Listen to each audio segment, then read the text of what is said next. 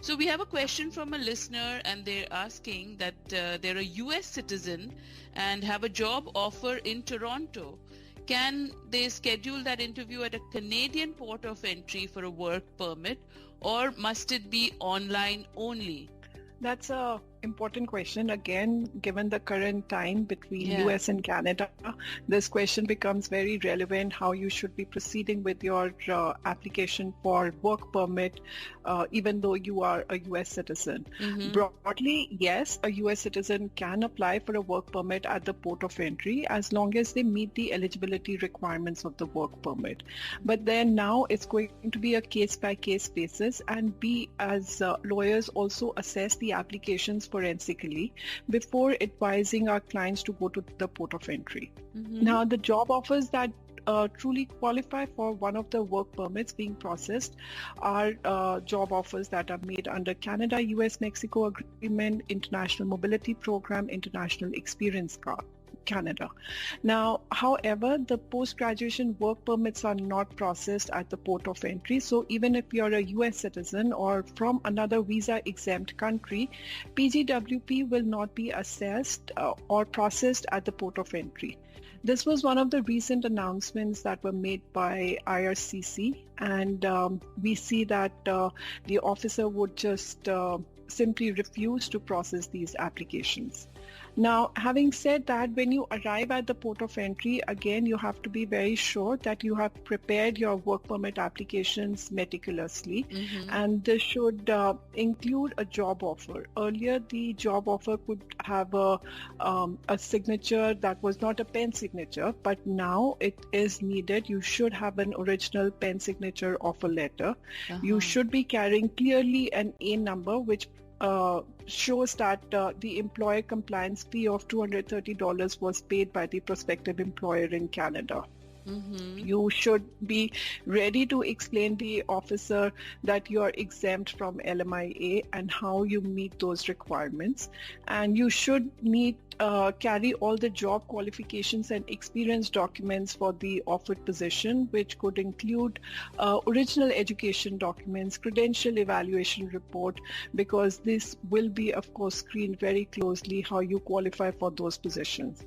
And another part is you should be carrying a valid passport. Now, when I say valid passport, if your passport is good for another 6 months, then make efforts to renew your passport before you apply for a work permit, because the duration of your work permit will be up to the validity of your passport.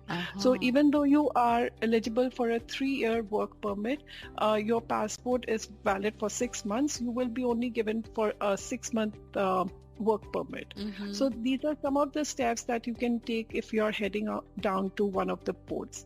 Now, with this background, I will also add some of the caution that applicants should be aware when they are entering the port of entry for such application. Most importantly, Vijaya, each port has its own manual to process the work permit application. There are no unified guidelines followed by all the ports throughout Canada. So it's important that you carefully select the port you're looking to enter. There should be officers who are equipped to handle work permit applications. We see some of the borders at the East Coast, some are truly equipped and they see applications of such nature on routine basis, and they can clearly let you know whether it would be adjudicated or not. But if you go on to some of the ports which are in the Vermont area or other ports in the Quebec area, they may not be as equipped to handle, and they would hesitate to take such applications and would ask the applicant to return and go back.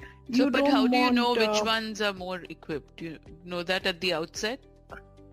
Yes, we do actually, because we've been practicing and we see how these ports are, and we do meet CBSA officers once in a year where they'll also inform and educate how they are processing the applications. So we build our knowledge based while interacting with these officers on different times. Yeah. And then if you've had any criminal convictions in the past, it's a big no. Do not go to the port of entry if any of the offenses occurred. Even if a decade ago, even if you clearly qualify for the proposed position, this will not be a place that you will be able to adjudicate your applications. It will be more a harassment than any kind of convenience for you to quickly adjudicate your applications. Mm-hmm. And lastly, if you can avoid going to the port and apply at the applications online on the IRCC portal, do that.